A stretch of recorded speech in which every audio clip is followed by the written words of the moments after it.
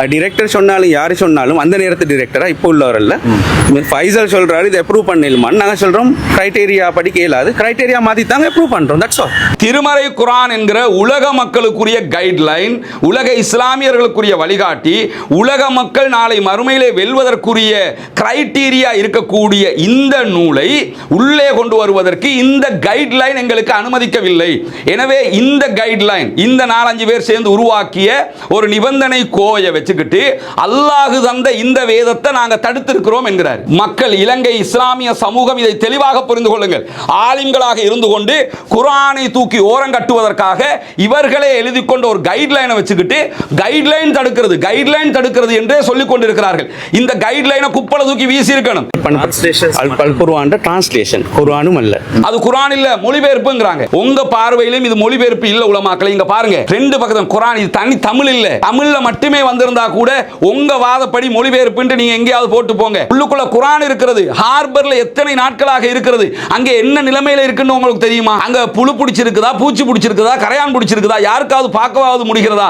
எத்தனை ஆண்டுகள் இப்படியே செய்ய போகிறீர்கள்? இது அநியாயமாக தெரியவில்லையா? குர்ஆனை பார்த்து குண்டு வச்சானா யாராவது? குர்ஆனை பார்த்தா ஜிஹாது பத்திய வசனங்களை பார்த்தா மாற்று மத சகோதரர்கள் தப்பா புரிஞ்சுக்குவாங்களா? தப்பா புரிஞ்சாங்கடா விளக்கம் சொல்லுங்க. அதை விட்டு போட்டு தப்பா புரியுவாங்கிறதுக்காக குர்ஆன்ல இருந்து தூக்குவீங்களா? சரி, ஜஹரான் ஹஷீம் என்கிற ஷைத்தான் நாட்டுக்குள்ள குண்டு வச்சானே, அவன் எதை பார்த்து குண்டு வச்சானப்ப? அவன் மொழிபெயர்ப்பு படிச்சான்னு சொல்ல வர்றீங்களா? அவன் அரபுல தானே எல்லாத்தையுமே படிச்சிருந்தான். அப்ப அரபுல இருந்து தூக்குவீங்களா? அப்ப அரபுலையும் ஜிஹாதுங்கிற இடத்துக்கு டிஃபெக்ஸ் பண்ண போறீங்களா? அப்ப உங்களுக்கு கொஞ்சமாவது இறையச்சத்தோடு இதை புரிந்துதான் பேசிக் கொண்டிருக்கிறீர்களா ஷேக் அவங்களே? கைட்லைனுக்கு வெளியில போகல. கைட்லைன் ஒன்று இந்த ஸ்காலர்ஸ்ட வரணும், இந்த ஸ்காலர்ஸ்ட வரக்கூடாது. இந்த அறிஞர்களின் புத்தகம் வரணும், இந்த அறிஞர்களின் புத்தகம் வரக்கூடாதுன்னு கைட்லைன்ல இருக்குது. அதனால எங்களுக்கு அதிகாரம் இல்ல குர்ஆனை ரிலீஸ் பண்றதுக்கு அப்படிங்கிறாரு. இப்ப என்ன கேள்வின்னு கேட்டா, நீங்க போட்டிருக்கிற 34 அறிஞர்கள்ல இந்த குர்ஆனை எழுதின அறிஞர் யாரு? அதை கொஞ்சம் காட்டுங்க பாப்போம். எங்களை கேட்டா இந்த குர்ஆனுக்கு எழுத்தாளர் இல்லை, ஓத்தர் இல்லை. அல்லாஹ் இறக்கியது நபிகள் நாயகம் ஸல்லல்லாஹு அலைஹி வஸல்லம் அவங்களுக்கு தான், நான் மட்டும் இல்லை.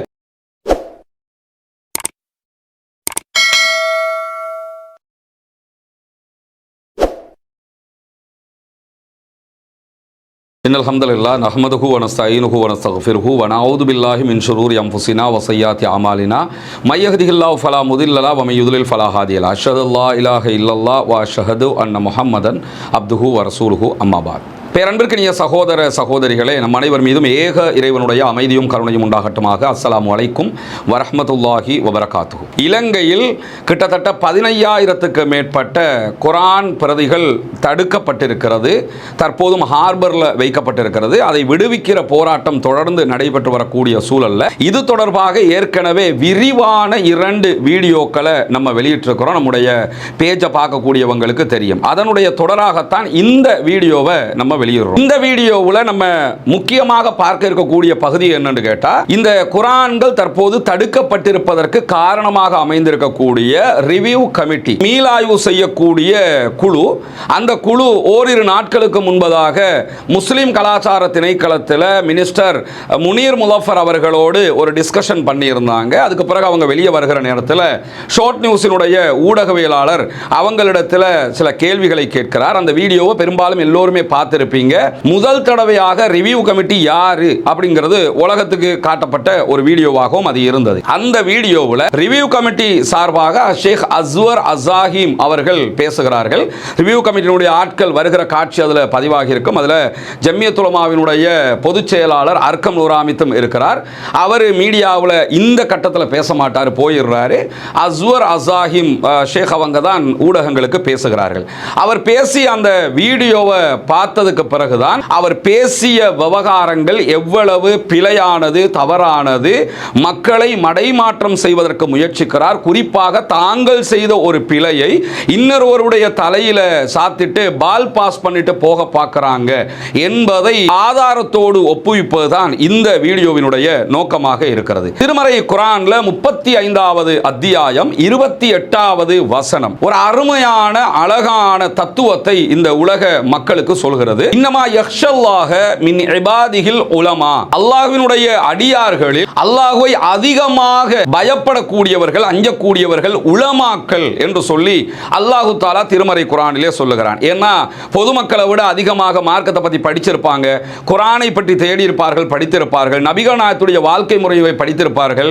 எனவே இஸ்லாத்தை பற்றிய நிறைய விஷயங்கள் தெரிஞ்சிருப்பாங்கிறதுனால பொதுமக்களை விட அதிகமாக அல்லாஹ்வை பயப்படுகிற இடத்துல அறிஞர்கள் தான் இருப்பார்கள் என்று திருமறை குர்ஆன் நமக்கு இந்த செய்தியை சொல்லுகிறது. இதை எதுக்கு நான் இந்த இடத்துல சொல்றேன்னா, உண்மையிலேயே திருமறை குர்ஆனுடைய இந்த வசனத்தை மேடைகளிலும் மிம்பர்களிலும் பேசக்கூடிய உலமாக்கள், குறிப்பாக இந்த மீளாய்வு குழு, புக் ரிவ்யூ கமிட்டி, இந்த வசனத்தின் அடிப்படையில் அல்லாஹ்வை பயப்படுகிறார்கள் தானா என்கிற ஒரு கேள்வி எனக்கு இருக்கிறது. இதுல இருக்கக்கூடிய பெரும்பாலானவங்க அகில இலங்கை ஜம்மியத்துல் உலமாவினுடைய நிர்வாக கட்டமைப்பில் இருக்கிறாங்க, பொறுப்புகளில் இருக்கிறாங்க, எக்ஸிகியூட்டிவ் கமிட்டியில் இருக்கிறாங்க.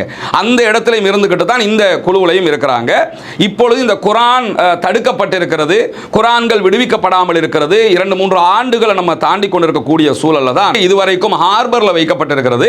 அதை விடுவிக்க வேண்டும் என்று பல குரல்கள் இந்த நாட்டுக்குள்ள எழுப்பப்பட்டு வருகிற நேரத்தில் அதை விடுவிக்காம அதற்கு பல காரணங்களை சொல்லிக் கொண்டிருக்கிறார்கள். நம்முடைய ஏற்கனவே 2 வீடியோக்கள் பேசியிருக்கிறேன், அதில் ஆதாரத்தோட காட்டியிருக்கிறேன். இதை தடுப்பதற்கு அவர்கள் சொன்ன காரணங்கள்ல ஒன்று என்னன்னு கேட்டா, மாலிகி ஹம்பலி மதுகபு அடிப்படையில் இருக்கக்கூடிய எந்த கிதாபுகளுக்கும் இலங்கைக்கு அனுமதி கிடையாது என்பது ஒரு காரணமாக அவங்க சொல்லி இருக்கிறாங்க. இந்த ரிவ்யூ கமிட்டியில் இருக்கக்கூடியவங்களும் உலமாக்கள், கண்ணியமிக்க ஆலிம்கள், நீங்க எப்படி இந்த குர்ஆனை ஷாஃபி, ஹனஃபி, ஹம்பலி, மாலிகின்னு பிரிச்சீங்கங்கிறதே எனக்கு ரொம்ப ஷாக்கிங்காக இருந்தது. குர்ஆன் உலகத்துக்கு ஒன்று தான், அது உலக முஸ்லிம்களுடைய பொதுமறையாக இருக்கிறது. அதிலே எந்த ஒரு இயக்கத்துக்கும் அல்லது எந்த ஒரு சாராருக்கும் சார்ந்ததாக யாருமே அதை பார்ப்பதில்லை. ஷாஃபி, ஹனஃபி, ஹம்பலி, மாலிகி என்று குர்ஆனுக்குள்ளும் பிரிவினை கொண்டு வந்திருப்பது மீளாய்வு குழு என்பதுதான் மனதுக்கு ரொம்ப வலியாக இருக்கக்கூடிய செய்தியாக இருக்கிறது. அதை தாண்டி இந்த குர்ஆன் முறைப்படி அனுப்பப்படவில்லை, கரெக்டாக அனுப்பப்படலை, அதனால தடுத்திருக்கிறோம் அப்படிங்கிறாங்க. நான் கடந்த வீடியோவிலையும் சொல்லியிருந்தேன், முழுமையான விளக்கம் காரண காரியத்தோட சொல்லிட்டு, ஓகே முறைப்படி அனுப்பப்படவில்லை, அனுப்பியவர் பிழை செய்து விட்டார், ஸ்ரீலங்காவுக்குள்ள வந்துருச்சு, இப்போ என்ன பண்றது? 3 வருஷமா அதை வச்சுக்கிட்டு இதே விளக்கத்தை சொல்லிக் கொண்டிருக்க போறீங்களா? அனுப்பப்பட்டது கஞ்சாவா, அபீனா, ஹசீசா, ஐசா, போதை பொருளா, திருட்டு பொருட்களா, எதை அனுப்பியிருக்கிறாங்க? அல்லாஹ்வுடைய பொதுமறை இல்லையா? அல்லாஹ்வுடைய திருமறை குர்ஆன் இல்லையா? முஸ்லிம்கள் அத்தனை பேரும் உயிரை விட மேலாக நேசிக்கக்கூடிய நம்முடைய வாழ்வியல் வழிகாட்டி குர்ஆன் இல்லையா?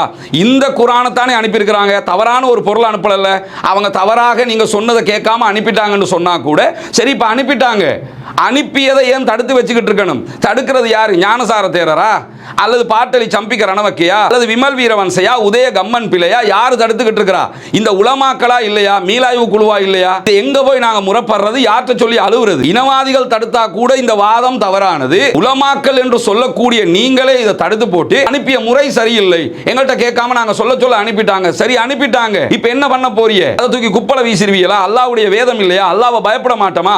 அதை வெளியே எடுக்கிறதுக்கு தானே வழியை பார்க்கணும். இதே காரணத்தை சொல்லி சொல்லி அதை அங்கேயே வைத்துக் கொண்டு இலங்கை வரலாற்றில் ஒரு கரும்புள்ளியை உண்டாக்கி கொண்டிருக்கிறீர்களே, அல்லாஹ்வுக்கு பயப்பட வேண்டாமா? இந்த ரிவ்யூ கமிட்டி முஸ்லிம் கல்ச்சரல் அஃபேர்ஸ்க்கு வெளியில வந்து பேசுகிற செய்திகள் ஒவ்வொன்றா பாருங்க. புக் ரிவ்யூ கமிட்டி இடத்துல பத்திரிகையாளர் அப்துல் ரஹ்மான் முதலாவது என்ன கேட்கிறார்னு கேட்டா, குர்ஆன்கள் தடுத்து வைக்கப்பட்டிருக்கிறது, இது தொடர்பாக புக் ரிவ்யூ கமிட்டி எந்த கருத்துக்களையும் சொல்லலையே அப்படின்னு கேட்கிறாரு. சொன்னதோட ஷேக் அஸ்வர் அசாஹிம் அவர்கள் பேசும்போது என்ன சொல்றாருன்னா, முதல்ல உங்க கேள்வியை திருத்திக்கிறங்க, இங்க குர்ஆனை யாரும் தடுக்கல, குர்ஆனை தடுத்தேன்னு சொல்லி சொல்றதே பிழை, குர்ஆனை யாரும் தடுக்கல, குர்ஆனை கொண்டு வருவதற்கான கிரைட்டீரியாவுக்கு அது ஒத்து வரல, அதனால தான் தற்போது இந்த நிலை உண்டாகி இருக்குது அப்படிங்கிறாரு. முதலாவது அவங்களோட கேள்வியை திருத்திக்கோங்க. அல் குர்ஆனை யாரும் தடை செஞ்சில்லை. அல் குர்ஆனை கொண்டு வரதுக்கு முன்னால 2 மாதத்துக்கு முன்னால் சாம்பிள் கொண்டு வரப்பட்டுச்சு. இப்போ அந்த சாம்பிளை டிரெக்டர் அந்த நேரத்தில் இந்த டிரெக்டர் தந்த நேரம் நாங்கள் சொன்னோம், இது இந்த ஃப்ரேம் ஒர்க்குக்கு சூட் ஆகிறல்ல. ஃப்ரேம் ஒர்க்கும் டிபார்ட்மெண்ட்டால் எங்களுக்கு கைட் பண்ண அல் குர்ஆன் டிரான்ஸ்லேஷன், குர்ஆனும் அல்ல. அப்போ குர்ஆனுக்கு எந்த பிரச்சனையும் இல்லை ஸ்ரீலங்காவில் கொண்டு வரதுக்கு. இப்போ அவருடைய வீடியோவை நீங்கள் பார்த்துருப்பீங்க. முதலாவது ஒன்று புரிஞ்சுக்கிறோம் என்னன்னு கேட்டால், உண்மை பேசுகிறவர்களாக இருந்தால் ஒரே விவகாரம், இந்த இன்டர்வியூ ஒரு 10 நிமிஷம் கூட கிடையாது. ஆனா அதுக்குள்ளேயே தான் பேசுகிறதையே மாற்றி பேசக்கூடிய நிலையை நீங்க கவனிக்கலாம். அடுத்த நிமிஷம் சகோதரர் அஸ்வர் அசாஹிம் என்ன சொல்றாருங்கிறத முதல்ல பார்த்துட்டு வாங்க. இந்த நாட்டு மக்கள் குர்ஆனை தப்பா விளங்காம இருக்கிறதுக்கு எக்ஸ்பிளைனரி நோட் கட்டாயம் வரணும் மனுஷன். அந்த அடிப்படையில் குர்ஆனுக்கு ஒரு குர்ஆன் குர்ஆனை தப்பாக விளங்கக்கூடாது, குர்ஆனை எங்களோட மாற்று மத சகோதரர்கள் குர்ஆன் ஜிஹாதுடைய ஆயத்துகளை வச்சு மிஸ்இன்டர்பிரேட் பண்ணக்கூடாதுன்றதுக்காக வேண்டி எங்களுக்கு சில கைட்லைன் தந்திக்கு. அப்போ அந்த கைட்லைன் தந்தது யார்?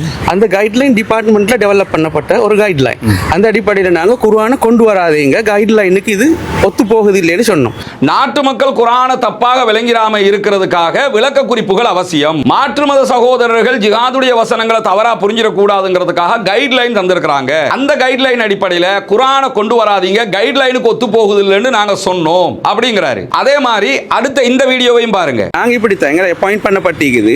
டிரெக்டர் சொன்னாலும் யார் சொன்னாலும் அந்த நேரத்து டிரெக்டரா இப்போ உள்ளவரல்ல ஃபைசல் சொல்றாரு இது அப்ரூவ் பண்ணிடலாமான்னு நாங்கள் சொல்றோம். கிரைட்டேரியா படி கேளாது, கிரைட்டேரியா மாத்தி தாங்க அப்ரூவ் பண்றோம். That's all. இந்த வீடியோவில் என்ன சொல்றாரு? இந்த குர்ஆன் வருகிற நேரத்தில் முஸ்லிம் கலாச்சார திணைக்களத்தினுடைய டிரெக்டராக இருந்த சகோதரர் ஃபைசல் அவர்கள் குர்ஆன் வந்துருச்சு இதை அப்ரூவல் பண்ணி தாங்கன்னு சொல்லி கேட்கிறாரு. நாங்க என்ன சொன்னோம்னா கிரைட்டீரியா படி செய்ய முடியாது, கிரைட்டீரியாவை மாத்தி தாங்க அப்ரூவல் பண்றோம்னு சொல்லி சொன்னோம். ஒரே வீடியோ 3 இடத்தில் 3 மாதிரி பேசுவதை நீங்க பார்க்க முடியும். முதலாவது என்ன சொல்றாருன்னு கேட்டா குர்ஆனை தடுத்தாச்சுன்னு சொல்லி சொல்லாதீங்க, குர்ஆனை இங்க தடை செய்யவே இல்லைங்கிறாரு. 2வது 3வது வீடியோவில் குர்ஆனை கொண்டு வர முன்னாடியே கேட்டாங்க கிரைட்டீரியாவுக்கு ஒத்து வரதுல கொண்டு வராதீங்கன்னு நாங்க தான் தடுத்தோம்ங்கிறாரு. இப்போ நீங்க தடுத்தீங்களா தடுக்கலையாங்கிறத வேற யாரும் சொல்ல தேவையில்லை, நீங்களே சொல்றீங்க நாங்க தான் தடுத்தோம், கிரைட்டீரியாவுக்கு ஒத்து வரலங்கிறீங்க. ஷேக் அஸ்வர் அசாஹிம் அவர்களிடத்திலும் அதே போன்று அர்க்கம் நுராமித் அவர்களிடத்திலும் இந்த குழுவிலே இருக்கக்கூடிய அத்தனை உலமா பெருந்தகைகளிடத்திலும் நான் கேட்கிற ஒரு கேள்வி என்னன்னு கேட்டா, இது திருமறை குர்ஆன். இந்த குர்ஆன் தான் சவுதி அரேபியாவில் இருந்து சாதிக் ஹாஜியார் வழியாக இங்கே வந்திருக்கக்கூடிய குர்ஆன் பிரதிகள். என்னுடைய கையில் இருக்கக்கூடியது இவங்க சொல்லக்கூடிய இந்த கிரைட்டீரியா. மீளாய்வு குழுவுக்கு ஒரு கிரைட்டீரியா இருக்கு, கைட்லைன் இருக்குது, கைட்லைன் இருக்குன்னு சொல்றாங்கல்ல, அது இங்க இருக்குது. இப்போ இந்த பக்கம் இருப்பது உலக மக்களுக்குரிய கைட்லைன், உலக மக்களுக்குரிய கிரைட்டீரியா, வாழ்வியல் வழிகாட்டி. இந்த பக்கம் இருப்பது இலங்கைக்குள்ள புத்தகங்கள் வரக்குல இப்படித்தான் வரணும்னு சொல்லக்கூடிய ஒரு கைட்லைன், கிரைட்டீரியா. இந்த ரெண்டையுமே கையில நான் வச்சுக்கிட்டு இருக்கிறேன். இந்த ரெண்டும் தான் தற்போது மீளாய்வு குழுவால் சர்ச்சைக்குள்ளாக்கப்பட்டிருக்கிறது. என்னுடைய கேள்வி என்னன்னு கேட்டா, திருமறை குர்ஆன் என்கிற உலக மக்களுக்குரிய கைட்லைன், உலக இஸ்லாமியர்களுக்குரிய வழிகாட்டி, உலக மக்கள் நாளை மறுமையிலே வெல்வதற்குரிய கிரைட்டீரியா இருக்கக்கூடிய இந்த நூலை உள்ளே கொண்டு வருவதற்கு இந்த கைட்லைன் எங்களுக்கு அனுமதிக்கவில்லை. எனவே இந்த கைட்லைன் இந்த 4-5 பேர் சேர்ந்து உருவாக்கிய ஒரு நிபந்தனை கோயை வச்சுக்கிட்டு அல்லாஹ் தந்த இந்த வேதத்தை நாங்க தடுத்திருக்கிறோம் என்கிறார். நான் ஏன் ரெண்டையும் எடுத்து காட்டுறேன்னு கேட்டா, குர்ஆனை அனுப்ப முன்னாடியே கைட்லைன் படி அனுப்பாதீங்கன்னு நாங்க சொல்லிட்டோம், அதை மீறி அனுப்பிட்டாங்க, கைட்லைன் படி தடுத்திருக்கிறோம்ங்கறாங்க. நீங்க தடுத்தது எதை? ஒரு சாதாரண மனிதன் எழுதிய ஒரு புத்தகத்தையா அல்லது வேறு யாரும் எழுதிய ஒரு கிதாபையா? எதை நீங்கள் தடுத்திருக்கிறீர்கள்? அல்லாஹ்வுடைய வேதத்தை இல்லையா? அல்லாஹ்வுடைய வேதத்தை இந்த கைட்லைன் படி தடுக்க சொல்றாங்கன்னா இந்த கைட்லைனை உருவாக்கினது நீங்க, எழுதினது நீங்க. சரி, நீங்க எழுதல, இப்ராஹிம் அன்சாரோ வேறு யாரோ ஒருத்தர் உங்களுக்கு எழுதி தந்துட்டாங்க, நீங்க எல்லாம் பால் குடிக்கிற குழந்தைகள் மாதிரி ஏத்துக்கிட்டீங்கன்னு வெப்பமே. இப்ப கூடவா உங்களுக்கு இந்த நிமிஷம் வரைக்குமா இது புரியல? இந்த கைட்லைன் பிழை, இந்த கைட்லைன் தவறானது, புனிதமிக்க அல் குர்ஆனை தடுக்கிறது, திருமறை குர்ஆனுக்கே சவால் விடுக்கிறது, அல்லாஹ்வோடு யுத்தம் செய்ய வைக்கிறது, திருமறை குர்ஆனை கேவலப்படுத்துகிறது, அசிங்கப்படுத்துகிறது. இத்தனை ஆண்டுகள் 3-4 ஆண்டுகளாக திருமறை குர்ஆனை தூக்கி ஓரமாக போட்டு வைக்கிற அளவுக்கு இந்த கைட்லைன் நிலைமையை உண்டாக்கி இருக்குது. அப்ப இந்த கைட்லைனை நீங்க தூக்கி வீசணுமா? திருமறை குர்ஆனுக்கு சவால் விடுக்கிறீங்க. அல்லாஹ்வை அதிகமாக அஞ்சுகிறவர்கள் ஆலிம்கள் என்று திருமறை குர்ஆன் சொல்லுகிறது. நீங்க அல்லாஹ்வுக்கு பயந்து இருந்தா என்ன பண்ணிருக்கணும்? இந்த கைட்லைனை தூக்கி குப்பள வீசி இருக்கணும். யாரு தந்தாலும் இதை வச்சு நாங்க குர்ஆனை தடுக்க முடியாது, எங்களுடைய ஈமான் எங்களுக்கு இடம் கொடுக்கவில்லை, நாங்கள் இஸ்லாமியர்களாக இருக்கிறோம், ஒரு இனவாதி செய்யாத வேலையை நாங்க செய்ய முடியாதுன்னு இதை தூக்கி வீசிட்டு இதை நீங்க கையில எடுத்திருக்கணுமா? இப்ப இதை ஓரம் கட்டிட்டு இதை கையில எடுத்து பேசிக்கிட்டு இருக்கிறீங்க. உங்களுக்கு எது கைட்லைன்? இதுதான் உங்களுக்கு முக்கியமா போனதே தவிர இது உங்களுக்கு முக்கியமா? மக்கள், இலங்கை இஸ்லாமிய சமூகம் இதை தெளிவாக புரிந்து கொள்ளுங்கள். ஆலிம்களாக இருந்து கொண்டு குர்ஆனை தூக்கி ஓரம் கட்டுவதற்காக இவர்களே எழுதி கொண்ட ஒரு கைட்லைனை வச்சுக்கிட்டு கைட்லைன் தடுக்கிறது என்றே சொல்லிக் கொண்டிருக்கிறார்கள். இந்த கைட்லைனை குப்பள தூக்கி வீசி இருக்கணும். நீங்கள் அத்தனை பேரும் ஆலிம்கள், நீங்கள் அத்தனை பேரும் உலமாக்கள், குர்ஆன் ஹதீஸை படித்தவர்கள், PhD முடித்தவர்கள், பெரிய பெரிய படிப்பெல்லாம் படித்தவர்கள் என்று அந்த லிஸ்ட்ல போட்டு இருக்கிறீங்க. அப்ப நீங்க என்ன பண்ணிருக்கணும் உலமாக்களே? நீங்க மக்களுக்கு வழிகாட்டக்கூடியவர்களா இல்லையா? இந்த கைட்லைன் பிழையாக இருக்கிறது என்று ஒன்றோ கைட்லைனை தூக்கி குப்பள வீசி இருக்கணும். இல்லை என்றால் இந்த பிழையான கைட்லைன் அடிப்படையில் திருமறை குர்ஆனை எங்களால் தடுக்க முடியாது என்று சொல்லி அதிலிருந்து நீங்க ரிசைன் பண்ணிட்டு வந்திருக்கணும். ரசூலுல்லாஹி ஸல்லல்லாஹு அலைஹி வஸல்லம் அவர்கள் என்ன சொன்னார்கள்? ஒரு பாவத்தை கண்டால் கையால் தடுக்க வேண்டும், இல்லை என்றால் நாவால் தடுக்க வேண்டும், இல்லை என்று சொன்னால் மனதால் வெறுத்து ஒதுங்க வேண்டும். உங்களுக்கு இதை கையால் தடுக்கிறதுக்குரிய வாய்ப்பு இருந்தது. இதை தடுக்க முடியும், குர்ஆனை தடுக்காதீங்க என்று கையால் தடுத்திருக்க வேண்டும். கிரைட்டீரியாவை தூக்கி வீசி இருக்கணும், கிரைட்டீரியாவை ஓரம் கட்டி இருக்கணும். அதையும் நீங்க செய்யல. அல்லது வாயால் தடுத்திருக்க வேண்டும். இந்த கிரைட்டீரியா பிழை, எங்க கிட்ட தந்து குர்ஆனை தடுக்க சொல்கிறார்கள், எனவே நாங்கள் இதை செய்ய மாட்டோம் என்று நீங்கள் ஓரமாகி இருக்க வேண்டும். இல்லை என்றால் என்னால் ஒன்றுமே பண்ண முடியலை, இதுக்கு நான் வரலப்பான்னு ரிசைன் லெட்டரை கொடுத்துட்டு ஓரமாகி இருக்கணும், மனதாலேயாவது வெறுத்து ஒதுங்கி இருக்கணும். இந்த நிமிஷம் வரைக்கும் நீங்க செஞ்சது பிழைன்னு நீங்க சொல்ல வரல. குர்ஆனை அனுப்பினது பிழை, குர்ஆன் வந்தது பிழை, குர்ஆனை நாங்கள் தடுத்து வச்சிருக்கிறது சரி என்று வாதிடுகிறீர்களே. சுப்ஹானல்லாஹ். அல்லாஹ்வை பயப்பட வேண்டாமா? இது அல்லாஹ்வுடைய குர்ஆன் என்கிற ஒரு அச்சம் நமக்கு வேணாமா? மனது கொதிக்கிறது, மனது வெந்து போகிறது.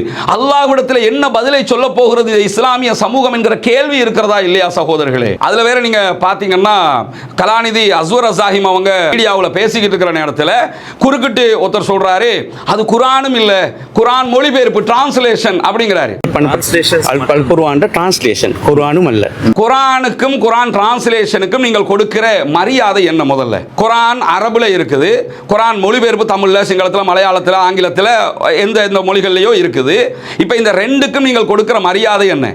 எங்களை பொறுத்தவரையில் அரபியில் இருக்கக்கூடிய குர்ஆன் தமிழில் சொல்லப்பட்ட அல்லாஹ்வுடைய வார்த்தை அது. குல்ஹு அல்லாஹு அஹத், நபியே நீங்கள் சொல்லுங்கள் அல்லாஹ் என்கிறவன் ஒருவன் ஏகன் என்று சொல்லுங்கள் என்று மொழிபெயர்த்தால் அரபியில அல்லாஹ் சொன்னதை அதே வார்த்தை அல்லாஹ்வுடைய வார்த்தை தமிழ்ல சொல்லப்படுகிறது என்று தான் நாங்க புரிகிறோம். நீங்க எப்படி புரியுறீங்க? இப்ப அரபி குர்ஆனுக்கு உங்ககிட்ட ஒரு மரியாதை, தமிழ்ல குர்ஆன் மொழிபெயர்க்கப்பட்ட அதை தூக்கி வீசிருவீங்களா? அப்ப அதனால தான் தூக்கி போய் குடோன்ல போட்டு வச்சிருக்கிறீங்களா? அதனால தான் அதை கணக்கெடுக்காம இருக்கிறீங்களா?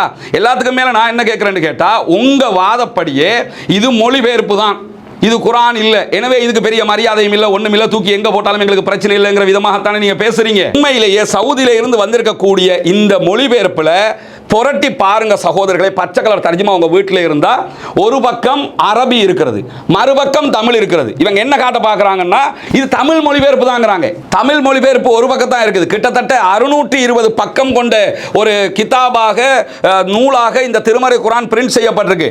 620ல 310 பக்கங்கள்ல திருமறை குர்ஆனுடைய அரபு பகுதி இருக்கிறது. இப்போ என்ன சொல்ல வர்றீங்க? அது மொழிபெயர்ப்பு தான். அதனால தான் நீங்கள் கணக்கில்லாமல் இருக்கிறீங்களா? நேற்றைய தினம் இப்ராஹிம் அன்சார் அவர்களுடைய ஒரு இன்டர்வியூ பார்த்தோம். அதில் இப்ராஹிம் அன்சார் ஒரு குற்றச்சாட்டை முன்வைக்கிறாரு. ஹஜ் கமிட்டியில் இருக்கிற நேரத்தில் அப்போதைய டைரக்டர் ஃபைசல் அவர்களும் இன்னொருத்தர பெயரையும் சொல்லி இப்படி 2-3 பேர் இருக்கிற போது என்னை சந்திப்பதற்காக மினிஸ்டர் விதுர விக்ரமநாயக்க வந்திருக்கார் என்று சொன்னதோடு நான் ஓடிக்கிட்டு அங்கே போனேன். போகிற நேரத்தில் இந்த மீடியாவில் வந்து அஸ்வர் அசாஹிமோட சேர்ந்து பேசுகிற அந்த 3 பேரில் ஒருத்தர் மினிஸ்டர்கிட்ட என்ன சொல்கிறாருன்னு கேட்டால், இந்த குர்ஆனில் வரக்கூடிய ஜிஹாத் என்கிற வேர்டுக்கெல்லாம் டிபெக்ஸ் பண்ணி அழிக்கணும் அப்படின்னு சொல்லி சொன்னாரு. அப்ப எனக்கு உள்ளம் கொதிச்சிருச்சுன்னு அவர் ஒரு விளக்கத்தை சொல்றாரு. கௌரவ விதுர விக்ரமநாயக்க அவர்கள் மினிஸ்டர் டைரக்டர் ரூமுக்கு வந்திருக்கிறார்கள், அங்கே இருக்கிறார். நான் அங்கே அவருக்கு பார்ப்பதற்காக சென்றேன். அங்கே அப்போதைய டைரக்டர் ஃபைசல், உதவி பணிப்பாளர் மிஸ்டர் அலா மற்றும் இஸ்லாமிய ரிலீஜியஸ் டிவிஷன் ஸ்டாஃப் இருந்தார்கள். அப்பொழுது ஒரு புக் ரிவ்யூ கமிட்டி மெம்பர் அவர் மௌலவி மெம்பர் விதுர விக்ரமநாயக்குடன் சொல்லுகிறார், சார், குர்ஆனில் 30 இடங்களில் ஜிஹாத் என்ற வசனம் இருக்கின்றது, அவற்றை நாங்கள் டிபெக்ஸ் போட வேண்டும் என்று ரிவ்யூ கமிட்டியில இருந்த ஒரு மௌலவி சொல்லுகிறார். இது அது இந்த அப்போதைய திணைக்களர் மிஸ்டர் சகோதரர் ஃபைசர், உதவி பணிப்பாளர் அலா மற்றும் திணைக்கள ஸ்டாஃப் இருந்தார்கள். அவர்கள் நீங்கள் தாராளமாக கேட்கலாம். இது உண்மையான சம்பவம். சொல்லுகிறார், அங்கே டிபெக்ஸ் போட வேண்டும் என்று. என்ற வசனத்துக்கு டிபெக்ஸ் போட வேண்டும் என்று. அந்த விளக்கம் என்ன ஏதுங்கிறதுக்குள்ள நான் போகல. என்னுடைய கேள்வி என்னன்னு கேட்டா, அவர் சொன்னதில் ஒரு உண்மை இருக்கிறது என்பதை புத்திசாலிகள் அறிந்து கொள்வார்கள். எப்படி அறிஞ்சுக்குவாங்கன்னு கேட்டா, இந்த இடத்துல அஸ்வர் அசாஹிம் உள்ளிட்ட அந்த 3 பேரும் இருக்கிற இடத்துல என்ன சொல்றாங்க? அது குர்ஆனே இல்ல, மொழிபெயர்ப்புங்கறாங்க. உங்களை பொறுத்தவரையில குர்ஆன் இல்லாம குர்ஆனுடைய மொழிபெயர்ப்புன்னா அதை குப்பல தூக்கி போட்டாலும் உங்களுக்கு பிரச்சனை இல்லைங்கிறது அவங்களோட பார்வை. ஜிஹாத் அரபுல எழுதி இருந்தா தான் ரிவ்யூ கமிட்டிக்கு அது குர்ஆன். ஜிஹாத்ங்கிறது ஜிஹாத் தமிழ்ல எழுதி இருந்தா அது குர்ஆன் இல்ல, அதை டிபெக்ஸ் பண்ணாலும் அவங்களுக்கு பிரச்சனை இல்லை என்கிறதுனால தான் அந்த இடத்துல அஸ்வர் அசாஹிம் பேசும்போது அது குர்ஆனில் மொழிபெயர்ப்புங்கறாங்க. உங்க பார்வையிலும் இது மொழிபெயர்ப்பு இல்ல உலமாக்களை. இங்க பாருங்க, ரெண்டு பக்கத்துல குர்ஆன், இது தனி தமிழ் இல்ல, தமிழ்ல மட்டுமே வந்திருந்தா கூட உங்க வாதப்படி மொழிபெயர்ப்புன்னு நீங்க எங்கேயாவது போட்டு போங்க. உள்ளுக்குள்ள குர்ஆன் இருக்கிறது, ஹார்பர்ல எத்தனை நாட்களாக இருக்கிறது, அங்க என்ன நிலைமையில இருக்குன்னு உங்களுக்கு தெரியுமா? அங்க புழு பிடிச்சிருக்குதா, பூச்சி பிடிச்சிருக்குதா, கரையான் பிடிச்சிருக்குதா, யாருக்காவது பார்க்கவாவது முடிகிறதா? எத்தனை ஆண்டுகள் இப்படியே செய்ய போகிறீர்கள்? இது அநியாயமாக தெரியவில்லையா? அல்லாஹ்வுக்கு பயப்பட வேண்டாமா? கவலை வருகிறது இல்லையா? மௌத்தா போயிருவோமே, மௌத்தாயிட்டம்னு சொல்லி சொன்னா அல்லாஹ்ட்ட போய் யா அல்லாஹ் உன்னுடைய வாழ்க்கை வழிகாட்டி உலக மக்களுக்கு தந்த கிரைட்டீரியாவை நாங்க உருவாக்கின இந்த கிரைட்டீரியாவை வச்சு தடுத்தோம்னு சொல்லி சொர்க்கம் போவீங்கன்னு நினைச்சு கொண்டிருக்கிறீங்களா? அவர் பேசுகிற இந்த வீடியோவை பாருங்க. இந்த குர்ஆன் வெளியே வரணும், ஃபுட் நோட்டோ என் நோட்டோ போடப்பட்டு வெளியே வரணும். ஆனால் பேசுகிறவங்க யாரும் இதுவரைக்கும் டிபார்ட்மெண்ட்டில் நாங்கள் இதுக்கு ரெஸ்பான்சிபிலிட்டி எடுக்கிறோம், நாங்கள் இதை எடுக்கிறோம் என்று சொல்லி யாரும் இதுவரைக்கும் வரல, வெளியில் பேசிட்டிக்கிற தவிர. இப்போ பேசுகிறவங்க ஒரு 10 பேருக்கு வர சொல்லுங்கிறேன், நாங்கள் எடுக்கிறோம்னு சொல்லி நாங்களும் கூப்பிடுறோமே, எல்லாரும் பைத்து தானே பேசுகிறாங்க, பார்லிமெண்ட்டில் எல்லாம் பேசுகிறாங்க, அங்கே பேசுகிறாங்க. ஃபுட் நோட்டோ அல்லது என் நோட்டோ போட்டு இந்த குர்ஆன் வெளியே வரணும். ஆனால் பேசுகிற யாரும் இங்கே வந்து எங்கள்கிட்ட கேட்டாங்களா? பேசுகிறவங்க ஒரு 10 பேரை வர சொல்லுங்க, பார்லிமெண்ட்டில் அங்கே இங்கே பேசிக்கிட்டு இருக்கிறாங்களே 10 பேரை வர சொல்லுங்க, இதை எடுக்க சொல்லுங்க அப்படிங்கிறாரு. ஷேக் அஸ்வர் அசாஹிம் அவங்களுக்கு மறந்துருச்சுன்னு நினைக்கிறேன். உங்களுக்கு நினைவூட்டுறதுக்காக இதை மீண்டும் சொல்ல வேண்டியிருக்குது. 2025, இப்போ நம்ம 2026 இருக்கிறோம் ஷேக். போன வருஷம் நவம்பர் மாதம் 14ஆம் தேதி தெஹிவளையில் இருக்கிற ரோஸ்வுட் ஹோட்டலில் நாங்கள் ஒரு கூட்டத்தை நடத்தி இருந்தோம். அந்த கூட்டத்திற்கு அகில இலங்கை ஜம்இய்யத்துல் உலமாவினுடைய பிரதிநிதிகளும் பங்கெடுத்திருந்தார்கள்.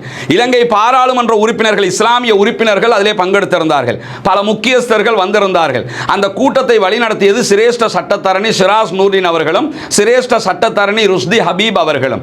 இந்த கூட்டத்தில் வச்சு பகிரங்கமாக அஷேக் மௌலவி சஜீர் உஸ்வி அவங்க அறிவித்த அறிவிப்பே என்னன்னு கேட்டா, எங்கட வீட்ல எல்லாம் இருக்கக்கூடிய தர்ஜமா, நாங்க அந்த காலத்துல இருந்தே பாவிக்கிற சவுதில இருந்து வரக்கூடிய தர்ஜமா இந்த தர்ஜமா தான். இந்த தர்ஜமால கிட்டத்தட்ட 30 ஆயத்துகள், ஜிஹாதுடைய 30 ஆயத்துகளுக்கு கீழால ஃபுட் நோட் ஒட்டப்பட்டு இல்லை. அதாவது இதுக்குரிய விளக்கம் அந்த வந்திருக்கிற குர்ஆன்ல ஒட்டப்பட்டு இல்லை என்ற காரணத்துக்காக வேண்டிதான் கஸ்டம்ஸ்ல அப்படியே அதை ரிலீஸ் பண்ணாம வச்சிருக்காங்க. யார் இதுக்கு முன்னுக்கு வந்து இந்த ரிலீஸ் பண்றதுக்குரிய வேலையை பார்க்கறேன்னா அல்லாண்டு நாங்க முன்னுக்கு வந்திருக்கிறோம். வியாவன் எங்களுடைய டீம் அப்படியே முன்னுக்கு வந்திருக்கிறோம்.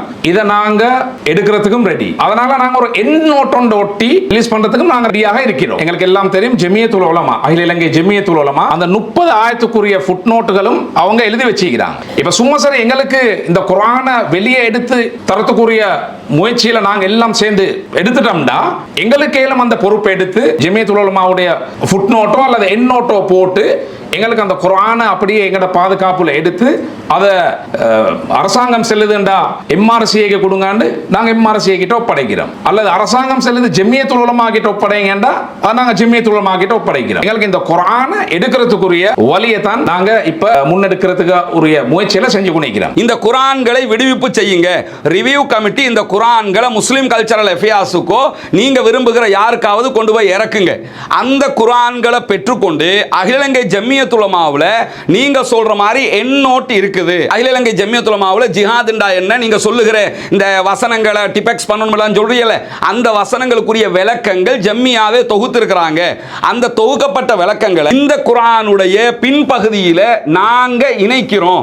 இதுக்குரிய முழு செலவையும் VR1 சார்பாக நாங்களே பொறுப்பெடுக்கிறோம் அப்படின்னு சொல்லி நாங்க பகிரங்கமாகவே அறிவிச்சிருக்கிறோம். சரி, உங்களுடைய காதுக்கு அது எட்டல, உங்களுக்கு அது தெரியல அல்லது மறந்துருச்சுண்டா ஷேக், இப்பயும் ஒன்றும் பிரச்சனை இல்லை. இந்த வீடியோலையும் சொல்றேன், நீங்க நாளைக்கே இந்த குர்ஆனை முஸ்லிம் கல்ச்சரல் அஃபேர்ஸுக்கோ அல்லது ஜமியத்துல் உலமாவுலயோ கொண்டு வந்து இறக்குங்க.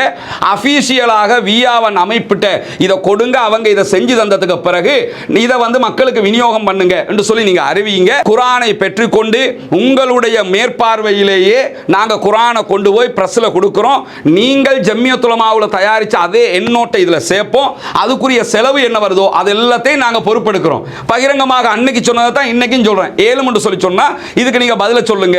நீங்க சொன்னா நாங்க அடுத்த நிமிஷம் உங்க இடத்துல வந்து நிக்கிறோம். நீங்க இதை ரிலீஸ் பண்ணி தரணும். ஏன்னா நீங்க தான் தடுத்தவங்க. தடுத்த நீங்க ரிலீஸ் பண்ணி தாங்க, மற்ற வேலையை நாங்க பண்ணி தர்றோம். யாரும் முடியாதுன்னு சொன்னா, யாரும் வரவில்லை, பார்லிமெண்டில் பேசுகிறார்கள், அங்கு பேசுகிறார்கள், இங்க பேசுகிறார்கள்னா நாங்க களத்துல நின்னுக்கிட்டு இருக்கிறோம்.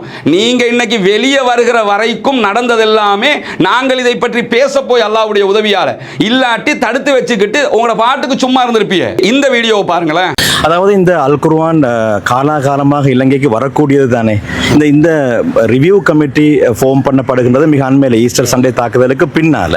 அப்போ இந்த அல் குர்ஆனுக்கு ஃபுட் நோட்டோ என் நோட்டோ போடப்பட வேண்டும் என்ற கூற்று அதை நீங்கள் எப்படி பார்க்குறீங்க? அதாவது அல் குர்ஆனை படிக்கிறதால யாரும் குண்டு வச்சாங்களா? உலகத்தில் ஏதாவது ஒரு நாட்டில் இப்படி அல் குர்ஆன் மொழிபெயர்ப்புகளுக்கு தடை வந்திருக்கின்றதா என்ற விடயத்தை ரிவ்யூ கமிட்டியாக எப்படி பார்க்குறீங்க? குண்டு வச்சது குண்டு வைக்காதுன்னு இல்லை, கோர்ட்ஸில் கூட கேஸ் போகுது. ஜிஹாதுடைய ஆயத்துக்களை கொடுக்கப்பட்டு நான் எல்லாம் டாக்குமெண்ட்டோட தான் பேசுகிறேன். அப்போ அதனால தான் நாங்கள் எங்கள்கிட்ட கில்ட்டி ஃபீலிங் இல்லை. ஏனென்றா நாங்கள் குர்ஆனுக்கும் இந்த கம்யூனிட்டிக்கும் ஹெல்ப் பண்ணத்தான் ஒர்க் பண்ணுறோம் வாலண்டியராக. குர்ஆனை படிக்கிறதுனால யாராவது குண்டு வச்சாங்களா? உலகத்தில் எந்த நாட்டிலேயாவது குர்ஆன் தடுக்கப்பட்டிருக்குதா அப்படின்னு கேட்கிறாரு. அவர் அதை கேள்விக்கு பதில சொல்லாம கோர்ட்ஸ்ல கூட ஜிஹாத் பத்தின வசனங்களை பத்தி விவகாரம் இருக்குது அப்படின்னு சொல்லி ஒரு வேறு விதமான பதில சொல்லிட்டு கடந்து போறாரு. அந்த வீடியோ பார்க்கறாங்களுக்கு நன்றாக தெரியும். என்ற கேள்வியும் இதுதான். கடந்த வீடியோல நான் இதைத்தான் கேட்டிருந்தேன். என்னடா, அமெரிக்காவில் இரட்டை கோபுர தாக்குதல் நடைபெற்றது. ட்வின் டவர்ஸுக்கு உசாமா பின் லாடன் அடிச்சான்னு சொல்லி உலகம் முழுவதும் இஸ்லாமோபோபியா, இந்த வீடியோவில் அவர் அடிக்கடி இஸ்லாமோபோபியா பாரு, அந்த இஸ்லாமோபோபியா உருவாக்கப்படுகிற முக்கியமான இடமே அதுதான். அங்க இருந்து குர்ஆனுக்கு எதிரான கருத்துக்கள் பரப்பப்பட்டது. அந்த அமெரிக்காவிலேயாவது ஜிஹாது பற்றிய வசனங்களை பார்த்து தான் ஒசாமா பின் லாடன் குண்டு வச்சான். எனவே குர்ஆன்ல ஜிஹாது பற்றிய வசனங்கள் இருக்கக்கூடாது, மொழிபெயர்ப்புல ஜிஹாது பற்றின வசனங்கள் இருக்கக்கூடாது, மொழிபெயர்ப்புல ஜிஹாது பற்றி வர வசனங்களுக்கு டிஃபெக்ஸ் பண்ணுங்க. இந்த மாதிரி அமெரிக்காவிலேயாவது எவராவது பேசினாங்களா? நம்பர் 1 இனவாதிகள் இருக்கக்கூடிய, பாசிசவாதிகள் இருக்கக்கூடிய அந்த நாட்டிலேயாவது யாராவது இதை சொன்னாங்களா? உலகத்தில் எந்த நாட்டில் இஸ்லாமியர்களை கொன்று குவிக்கக்கூடிய மியன்மர்ல எந்த இனவாதியாவது இதை சொன்னானா?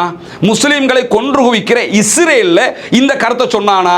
குர்ஆன்ல இருந்து இதெல்லாம் தூக்கணும், இதுல இஸ்ரேல்ல குர்ஆனை நீங்க படிக்கிறதா இந்த வசனம் இல்லாம தான் நீங்க படிக்கணும் அப்படின்னு சொல்லி இஸ்ரேல்ல பெஞ்சமின் நெத்தன்யாகுவாது இந்த கருத்தை சொன்னானா? யாருமே சொல்லலை.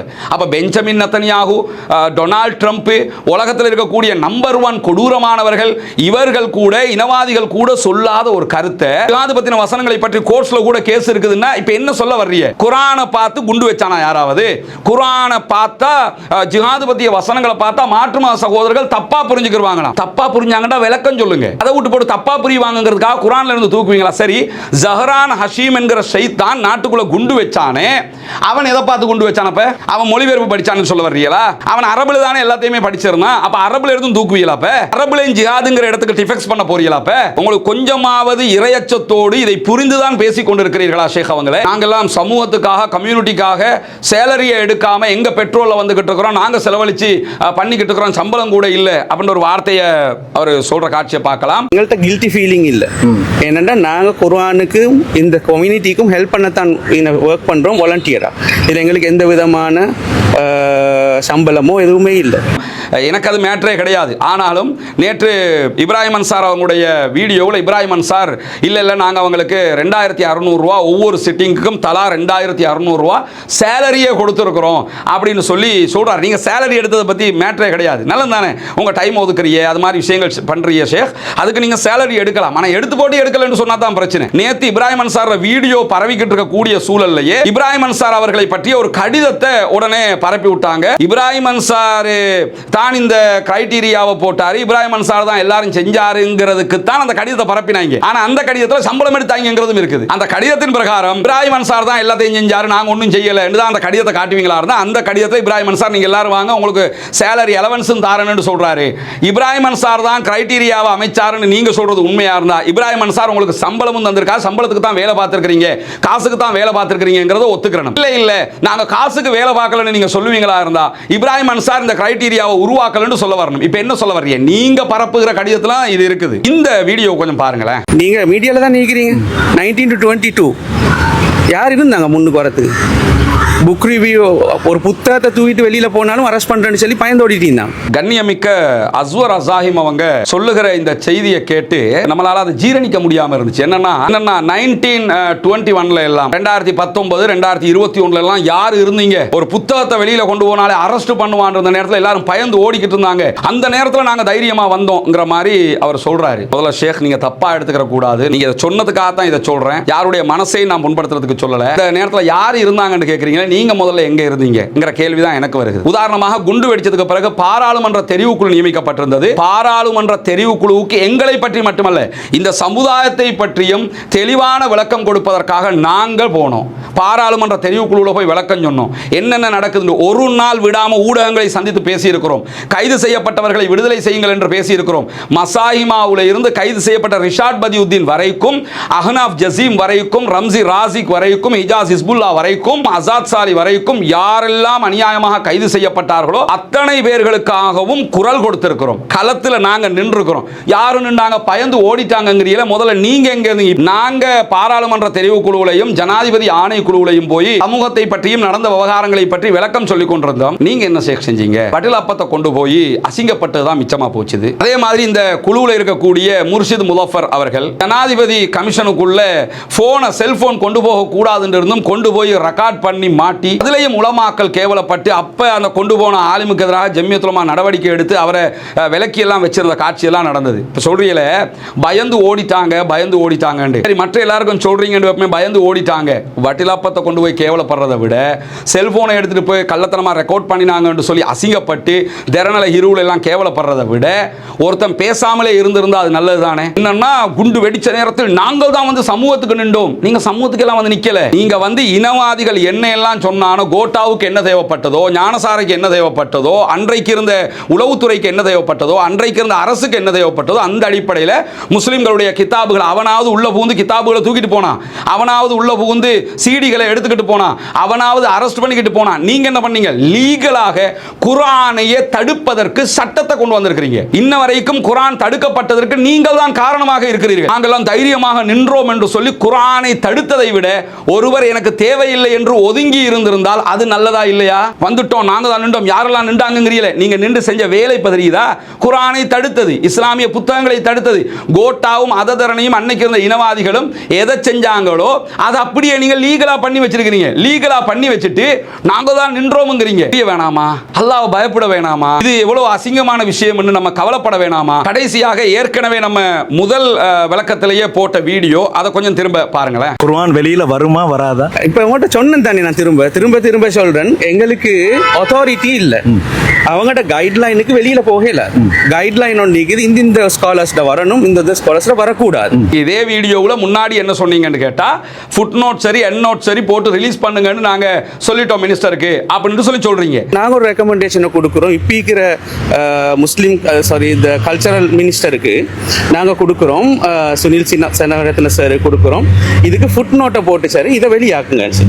ஆனா இப்ப திருப்பி வந்து உட்கார்ந்துகிட்டு என்ன சொல்றீங்கன்னு கேட்டா, திரும்ப சொல்றோம் எங்களுக்கு அதிகாரம் இல்ல, கைட்லைனுக்கு வெளியில போக முடியாதுன்னு திரும்பவும் கைட்லைன் கதையை தான் கொண்டு வந்து வைக்கிறீங்க. நான் என்ன கேட்கிறேன்னா, தடுக்கிறதுக்கு உங்களுக்கு அதிகாரம் இருக்குது, அதை ரிலீஸ் பண்றதுக்கு உங்களுக்கு அதிகாரம் இல்லையோ? நீங்க தானே தடுத்தீங்க, அதை தானே தெளிவா வீடியோல சொல்றீங்க. கைட்லைன் அடிப்படையில் தடுத்து இருக்கிறோம், அதை ரிலீஸ் பண்றதுக்கு எங்களுக்கு அதிகாரம் இல்ல. அப்ப எதுக்கு கடிதம் அனுப்பினீங்க? ரிலீஸ் பண்ண அதிகாரம் இல்லாட்டி இப்ப எங்களை ஏமாத்துறதுக்கா, மக்களை ஏமாத்துறதுக்கா, பொதுமக்கள்கிட்ட நாங்க கடிதம் அனுப்பிட்டோம்னு சொல்லி காட்டுறதுக்கா? அப்ப ஏமாத்துறதுக்கு ஒரு கடிதத்தை அனுப்பிட்டு இப்ப என்ன சொல்றீங்கன்னா, ரிலீஸ் பண்ணுவதற்கு எங்களிடத்தில் அதிகாரம் இல்லை, தடுப்பதற்கு மட்டும்தான் எங்களிடத்தில் அதிகாரம் இருக்கிறது. ஆனா தடுப்பீங்க தைரியமா, வந்து ரிலீஸ் பண்றதுக்கு முடியாது. அடுத்த கட்டம் வந்து உட்கார்ந்துகிட்டு யாராவது வர சொல்லுங்களே, வந்து எடுக்க சொல்லுங்களே. இப்ப என்னதான் சொல்ல வர்றீங்க ஷேக்? நீங்க தடுத்தீங்களா இல்லையாங்கிறதுல உங்களுக்கே ஒரு தெளிவில்லாம இருக்குது. ரிலீஸ் பண்றதுக்கு ரெடியா இல்லையான்னா அதுலயும் உங்களுக்கு தெளிவில்லாம இருக்குது. வாங்க நாங்க தர்றோம்ங்கிறீங்க. இப்ப வந்தா என்ன சொல்ல போறீங்க? இதெல்லாம் நீங்க சொன்னதுதான். இந்த ஒரு 10 நிமிஷத்துக்குள்ள இருக்கக்கூடிய வீடியோவுல நீங்க சொல்லுகிற செய்தி. அப்ப அல்லாஹ்வுடைய கைட்லைனை விட நீங்க 4-5 பேர் உட்கார்ந்து, அது இப்ராஹிம் அன்சாரின் சேர்ந்து செஞ்சாலும் சரி, சேராம செஞ்சாலும் சரி,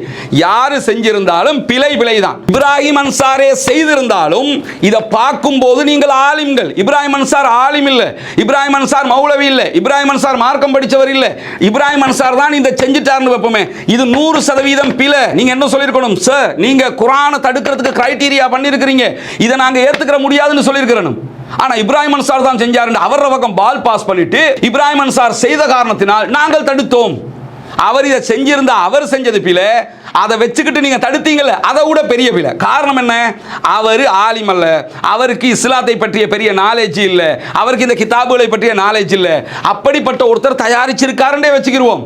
நீங்க எப்படி அதை வச்சுக்கிட்டு தடுப்பீங்க? என்ன காட்ட பாக்குறாங்க? அவர் தான் தயாரிச்சாராம். அவர் தயாரிச்சாருன்னா தடுத்தது யார்? இதை வச்சு இதை அப்ளை பண்ணிருக்கிறது நீங்க. லேசா இப்ராஹிம் அன்சார் செஞ்சாரு அந்த கடிதம் கொண்ட பரப்பிட்டா தப்பிச்சிடலாம்னு நினைச்சீங்களா? இப்ராஹிம் அன்சாரே செய்திருந்தாலும் அதை வைத்துக்கொண்டு குர்ஆனை தடுத்தது நீங்கள். இதை எப்படி சரி கட்ட வருவீங்க? அல்லாஹ் அக்பர். அல்லாஹ்க்கு பயப்பட மாட்டீங்களா? நுணுக்கமா இந்த வாசகத்தை பாருங்களேன். கைட்லைனுக்கு வெளியில போகல. கைட்லைன் ஒன்று இருக்குது, இந்த ஸ்காலர்ஸ்ட வரணும், இந்த ஸ்காலர்ஸ்ட வரக்கூடாது. இந்த அறிஞர்களின் புத்தகம் வரணும், இந்த அறிஞர்களின் புத்தகம் வரக்கூடாதுன்னு கைட்லைன்ல இருக்குது. அதனால எங்களுக்கு அதிகாரம் இல்லை குர்ஆனை ரிலீஸ் பண்றதுக்கு அப்படிங்கிறாரு. இப்போ என்ன கேள்வின்னு கேட்டா, ஒருத்தர் எழுதின புத்தகம் ஒன்றைத்தான் ரிலீஸ் பண்ணாம வச்சிருக்கிறாங்கன்னு சொன்னா இவர் சொல்ற மாதிரி கைட்லைன்ல இருக்குதுங்க, எங்களுக்கு அதை ரிலீஸ் பண்ண முடியாது, எங்களுக்கு அதிகாரம் இல்லை என்றாவது சொல்லலாம். நீங்க போட்டிருக்கிற 34 அறிஞர்கள்ல இந்த குர்ஆனை எழுதின அறிஞர் யாரு? அதை கொஞ்சம் காட்டுங்க பாப்போம். எங்களை கேட்டா இந்த குர்ஆனுக்கு எழுத்தாளர் இல்லை, ஓத்தர் இல்லை, அல்லாஹ் இறக்கியது நபிகள் நாயகம் ஸல்லல்லாஹு அலைஹி வஸல்லம் அவங்களுக்கு தான். நான் மட்டும் இல்லை, இந்த நாட்டில் இருக்கிற மக்தபு மதரசால படிக்கிற ஒரு சின்ன குழந்தை வரைக்கும் இதைத்தான் நம்புது. இந்த நாட்டில் இருக்கிற மாற்று மத நண்பர்கள் கூட இது இறைவனால் அவர்களுக்கு கொடுக்கப்பட்டது, இந்த புத்தகத்தை எழுதியவர்கள் யாரும் இல்லை, இந்த புத்தகம் இறைவனால் கொடுக்கப்பட்டது என்கிறதை தான் நம்புகிறார்கள். இதுக்கு ஆத்தர் கிடையாது. இப்போ ஒரு புக்கை காட்டி இந்த புக்கை எழுதினது யாருன்னு கேட்டால் அதை எழுதினவர் இருக்கிறார். இதுக்கு எழுதினவர் யாரு? இது அல்லாஹ் தந்தது. இவங்களுடைய கிதாபுகள் வரக்கூடாது. சரி, அவங்களோட கிதாபுகள் வரக்கூடாது இல்ல, அதைத்தான் நான் கேட்கிறேன். அவங்கள யாரு இதை எழுதினது அதை காட்டுங்க. இதை தடுக்கிறதுக்கு இதைத்தான் காரணமா சொல்றீங்க. இதன் அடிப்படையில் தான் இதை தடுத்திருக்கிறீர்கள் இது நீங்களே வீடியோவில் சொன்னது. இந்த எழுத்தாளர்களுடைய இவங்களோட கிதாபு உள்ள வரணும், இவங்களோட கிதாபு உள்ள வரக்கூடாதுன்னு கைட்லைன்ல இருக்குது. அந்த அடிப்படையில் தான் தடுக்கப்பட்டிருக்குங்கிறீங்களே. கைட்லைனுக்கு வெளியில போகல. கைட்லைன் ஒன்று இருக்குது, இந்த ஸ்காலர்ஸ்ட வரணும், இந்த ஸ்காலர்ஸ்ட வரக்கூடாது. அந்த கைட்லைன்ல 37 ஸ்காலர்ஸ் இருக்கிறாங்க. அவங்கள யாரு இந்த கிதாபை எழுதினது? தகியுத்தீன் இப்னு தைமியா, இப்னுல் கய்யிம் அல் ஜௌசி, முஹம்மது இப்னு அப்துல் வஹாப், அப்துல்லாஹ் இப்னு முஹம்மது இப்னு அப்துல் வஹாப், சுலைமான் இப்னு அப்துல்லாஹ் இப்னு முஹம்மது இப்னு அப்துல் வஹாப். அப்துல் வஹாப் யார் பேர் வந்தாலும் பின்னாடி வந்தாலும் சரி எல்லா லிஸ்டையும் சேர்த்து விட்டுருவாங்க. அது மாதிரி சேர்த்திருக்கிறாங்க.